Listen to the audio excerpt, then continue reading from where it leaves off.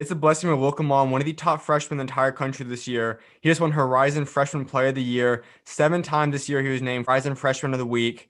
He also is number 6 in the entire country out of all freshmen in scoring this year. Marques Warrick, how you doing, man? Doing pretty good. How about you? Pretty good. Well, take us through this. You just had a big award come in. You named Freshman of the Year. Take us through how you learned about that and how it feels.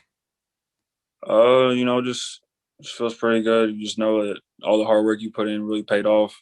And so, like you said, 7 Freshman of the Week awards. It's been, uh, I sort of, locked up for a minute because all the Freshman of the Week awards I won in my stats, stuff like that. So, Mhm. but it's good to see that come in. But I'm just, it's almost time for March and tournament play, so I'm just ready to get that going. As you said, I think it kind of was just kind of obvious that you're going to come away with that award because you've kind of come into this place now where you're not just a freshman, you've become a legit reliable option for your team, second leading scorer on your team, and a fifth entire conference right now. How have you become this confident, had be able to play this big of a role just as a freshman? Yeah, I've just like ever since high school, really, I've had a lot of confidence. I've really like ever since, like I said, high school and probably my sophomore year, I've been, that main guy. So I'm used to that role, really, and having that confidence and you know, just basically no fear in, what I'm capable of doing. So, and I know what I'm capable of doing.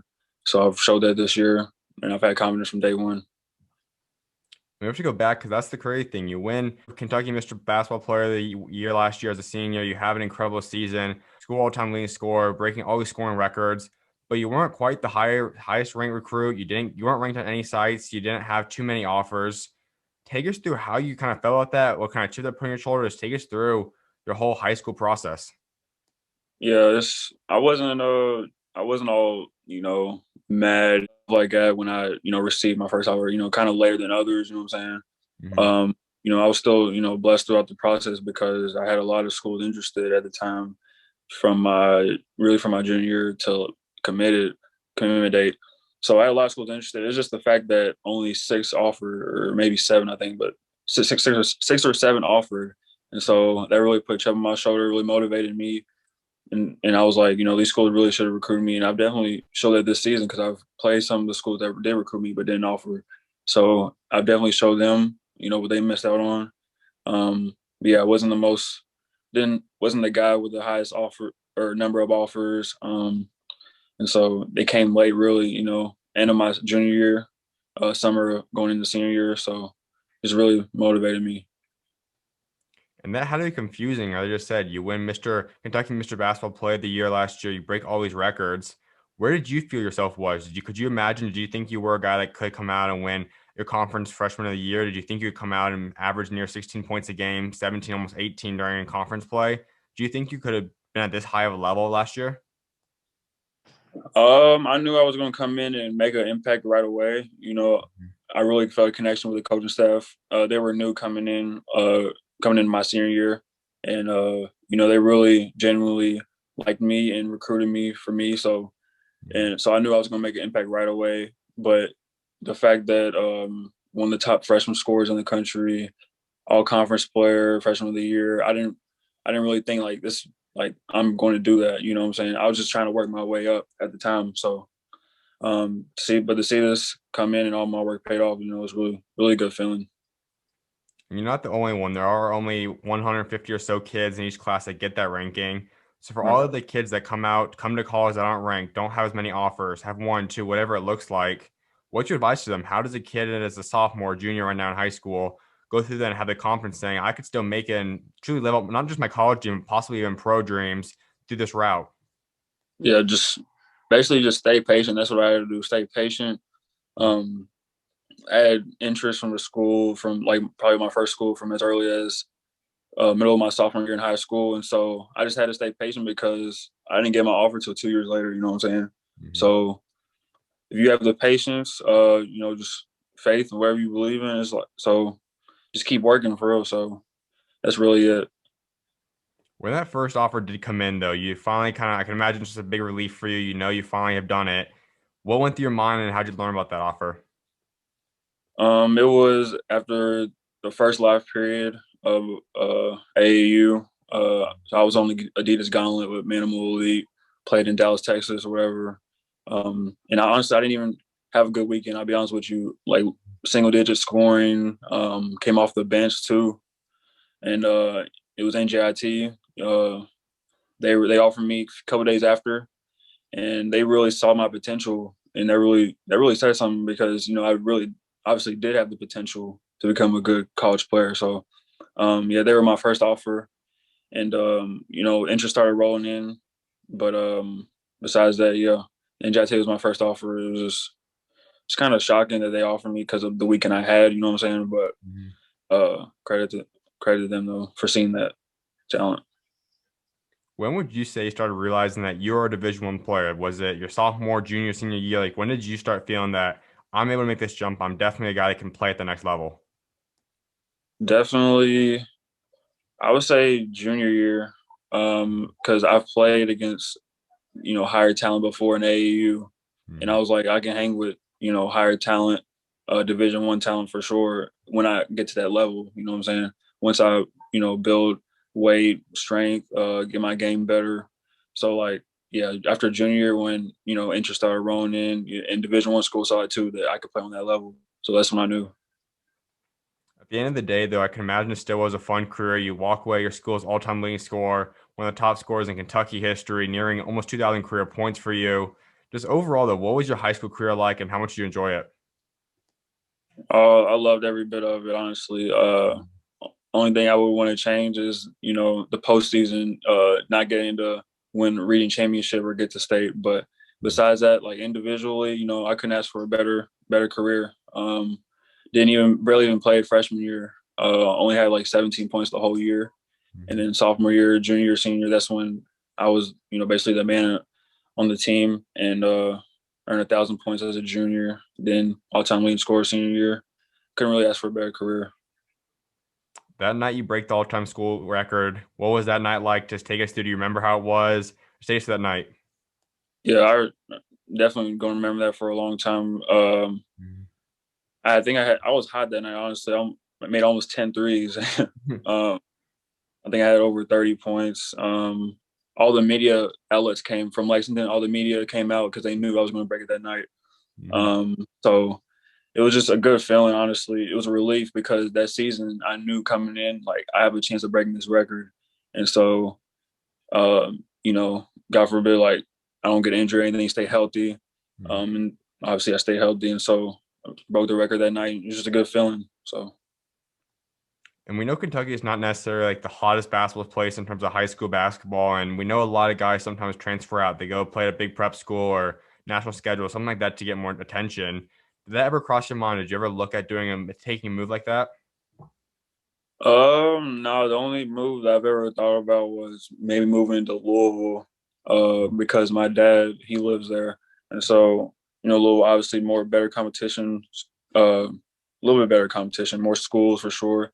Mhm. Um, So that's the only move I've ever thought about. But besides that, like I nothing really serious in terms of moving out of state or anything like that. Because I knew, and me and my parents knew, like if the school wants you and if you're good enough, like they're going to find you. So basically, I didn't need to move out of state, find a better school, pep program, coach that had all these connections, or even AAU team. I didn't have to move out of state really. So yeah, I just knew like if I played my game, they would come and find me. So I heard a little bit about the story though. Obviously, your parents are divorced and they both were really supportive about you still throughout your career. Take us through that and how you were able to get adjusted to that and how they were able to kind of both support you. oh yeah, they've been divorced ever since I was a baby, so it hasn't really had any effect on me. You know what I'm saying? So Mhm. I've always moved or went back and forth from Lexington to Louisville, Louisville on the weekends. Primarily live with my mom in Lexington, so um, they've always supported me whatever I wanted to do, and that was play basketball. And Mhm. uh, my dad came to most of the games that he could from Louisville. So he came to all the visits with me. Both parents came to all the visits with me. AAU things. My dad would take me to AAU tournaments sometimes. My mom would sometimes. They would both go. So they're good co-parents for sure, to say the least. That's awesome. Well, let's get into this connection because, as you mentioned, your head coach and you both have a great bond. And Coach Horn obviously has that relationship where he's kind of walked the same shoes as you. He's been a former player, played at a high level Division I, and is from where you're from. Take us to that connection though. How did you guys kind of connect on that level, and how's your relationship started to grow over the past year and a half or so since they started recruiting you? Right. So like I said, the new staff came in spring of 2019, so after my junior year. Mhm. And NKU, they had already recruited me with the old staff, with Coach Brandon, who's over at Cincinnati right now. And so I went on a visit there sophomore year in the summer. But when the new staff came in, I actually reached out myself and told them like I was already being recruited by the old staff. And they reached out on text, and so that's connection already built right there. And so, they started recruiting me.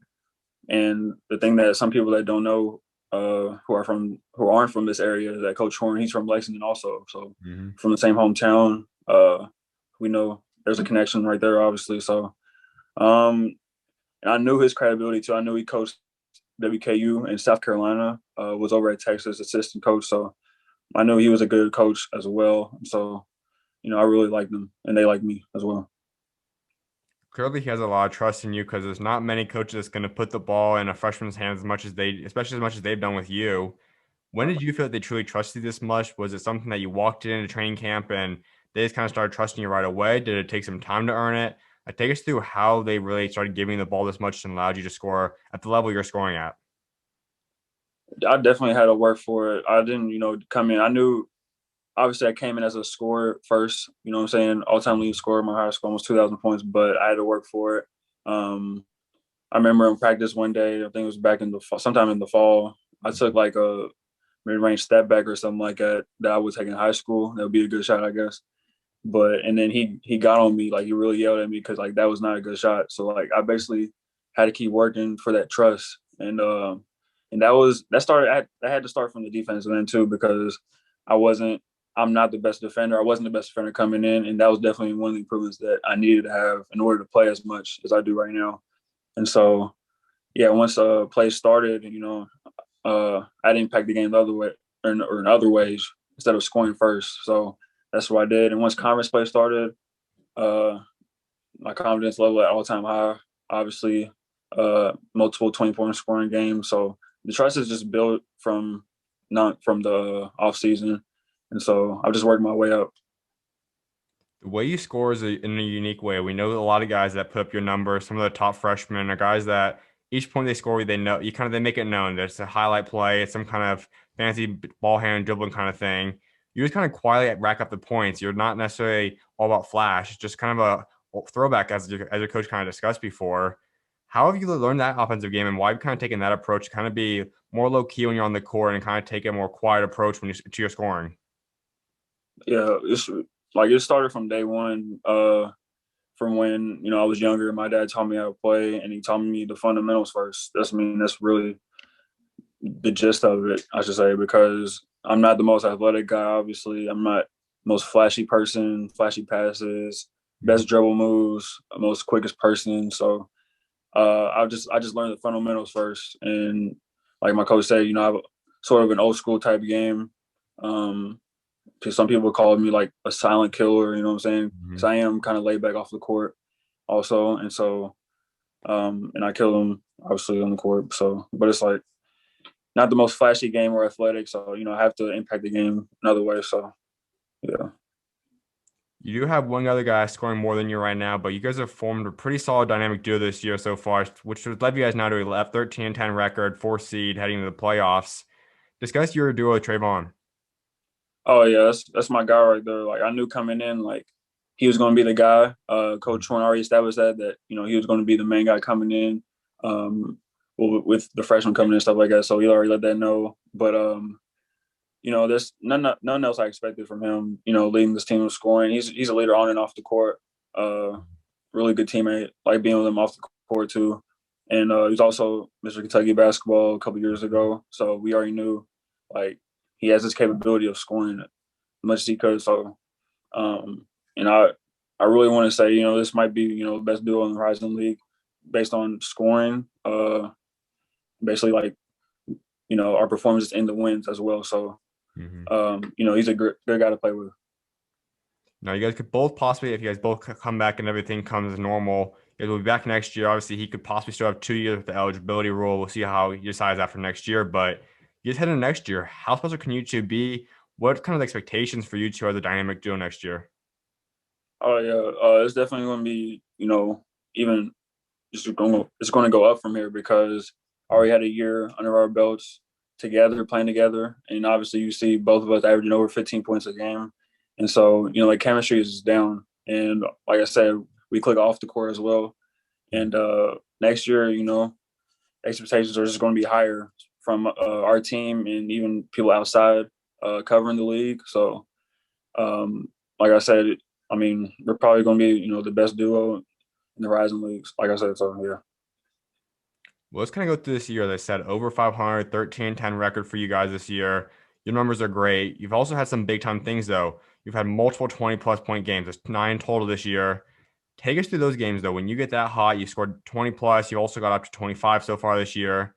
What gets into those nights? What kind of goes into you that allows you to prevail and have those type of games?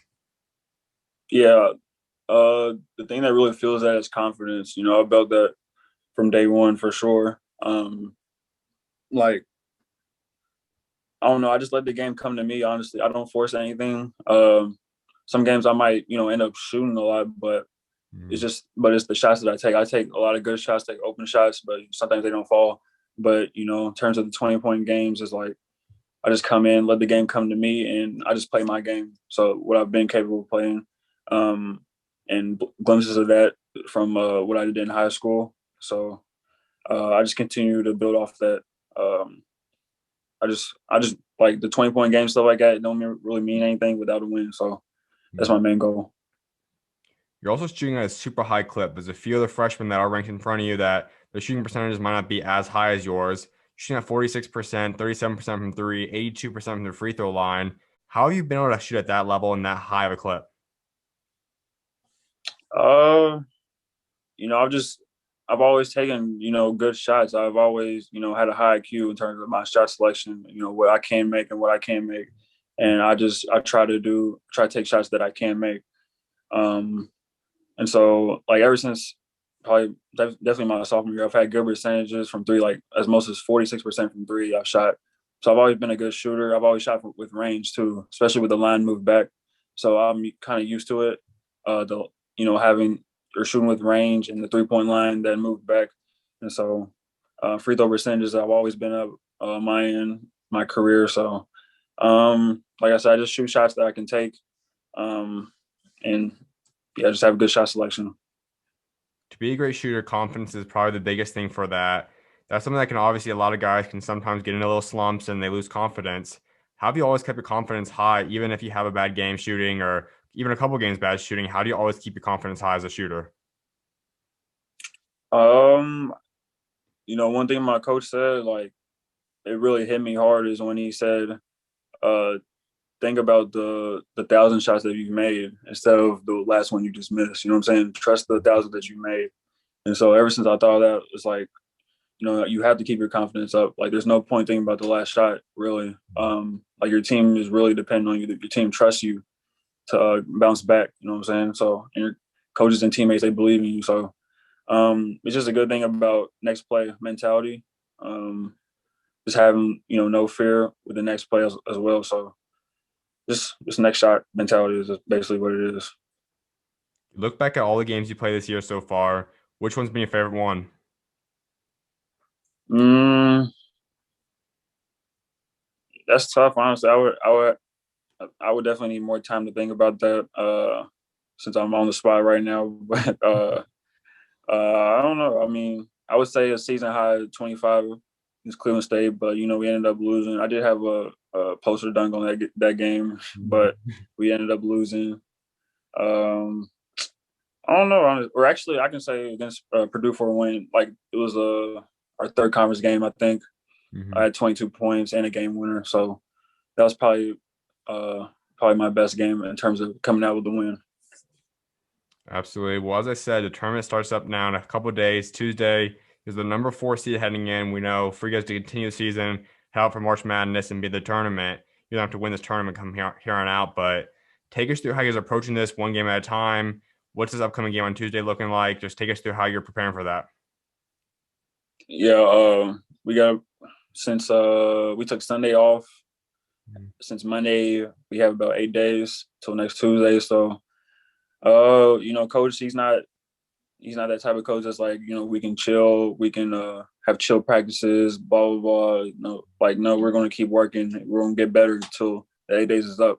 So we had off today actually, but we did go hard on Tuesday and Wednesday.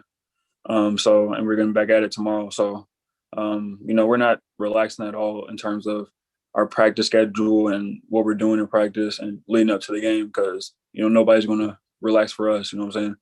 We're going to continue to get better, get in better shape. So, I'm just ready. First postseason, can be more anxious.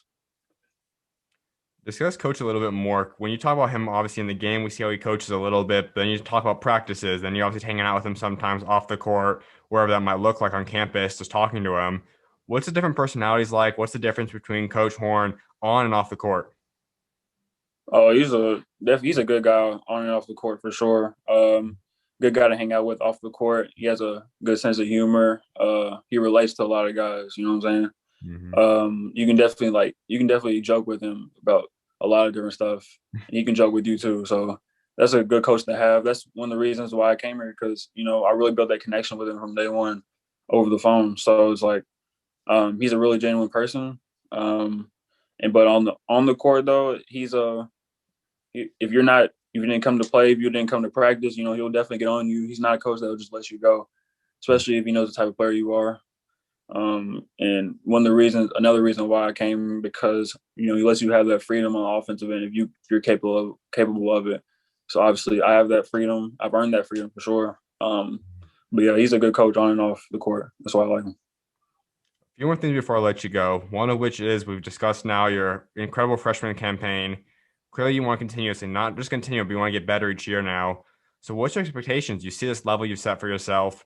What are you looking forward to in your sophomore year, your junior, senior year? What do you think you can accomplish with this college career? I think individually, yeah, I can end up breaking some records. I can be the first to do some stuff. NKU hasn't been at D1 for a while, Mm-hmm. probably since I think like 2013, 2017 was the first time they made the tournament. So I can definitely be the first to do some stuff. I can end up being all-time leading scorer one day maybe. I have dreams of going professionally, so maybe if I continue playing the way I play in the next few years, I can look at maybe NBA, maybe G League, maybe overseas, something like that. So, Mm-hmm. um, so yeah, there's a lot of records to be broken like that. Like I said, I could be the first NBA player. I don't know, but I just have to keep adding strength, adding weight, just continue to polish my game offensively. So yeah, that would be a big jump if I do those things. What would you say is your biggest weakness? What's the biggest thing you really want to improve on once the offseason starts going for you? What's the biggest thing you want to improve on before your sophomore campaign? Yeah,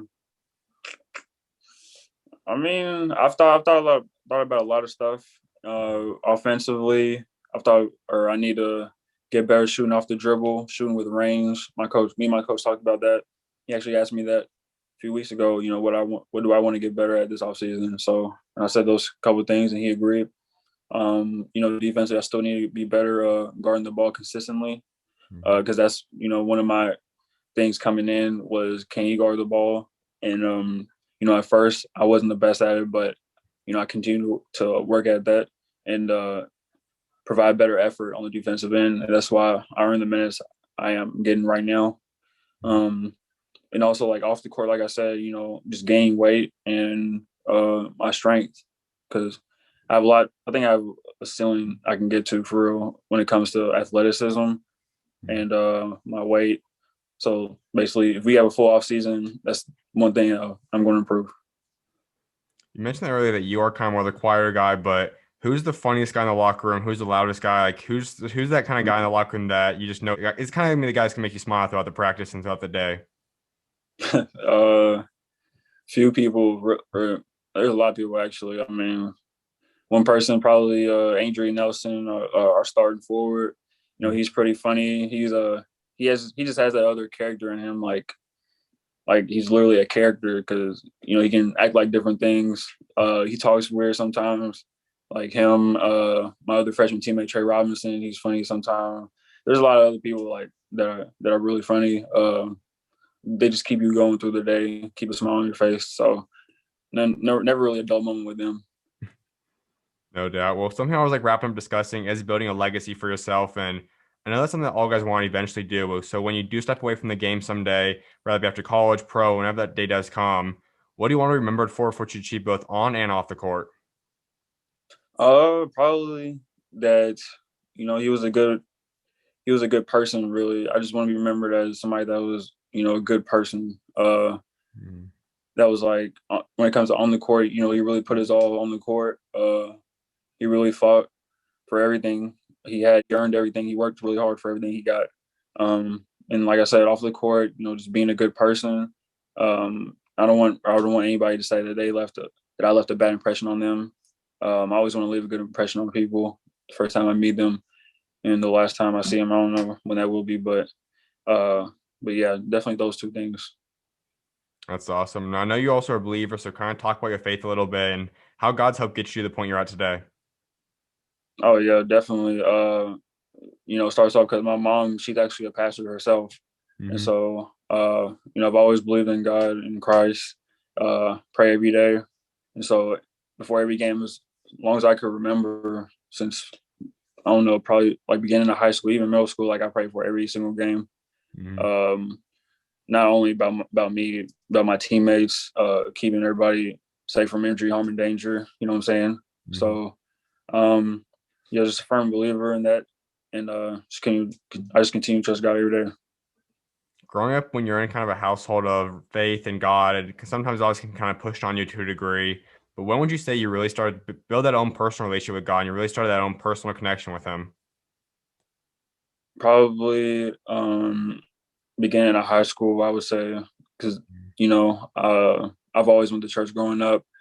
Um, my mom, she's technically like made me go to church as Hmm. well when I was younger. So obviously, she would wake me up, make me go, blah blah blah. But I mean, there was no problem with that. I wanted to go, Hmm. but definitely beginning of high school though. I was baptized in 2016, I believe. So that's when started to build, started to make a connection more with God, pray more often, stuff like that. That's awesome, man. Well, my final thing for you, give your fans and give everyone else out there what your three biggest goals are before you walk away from your college career. Mm, that's actually a tough question, right? Or goals. I would say I'll give two individual and one team. Individual, I want to leave out all-time leading scorer. Uh, Second one, have a chance at the NBA for sure, like a legit chance. Possibly be there. And a team goal is to win an NCAA tournament game. I know we can definitely get there out of my 4 years, but it's just the next step is winning a tournament game. They haven't done that 2017 or 2019, but could have maybe seen that last year as well. But that's the ultimate goal, winning in the NCAA tournament. So that's all I got. Absolutely, man. Well, I definitely appreciate you taking time to come on today. Congrats on all you've achieved so far this freshman year, and best luck going forward, man. Yeah, appreciate you. Appreciate your time for this interview, for real. Of course, Thank you're you. always welcome on, man. God bless. God bless.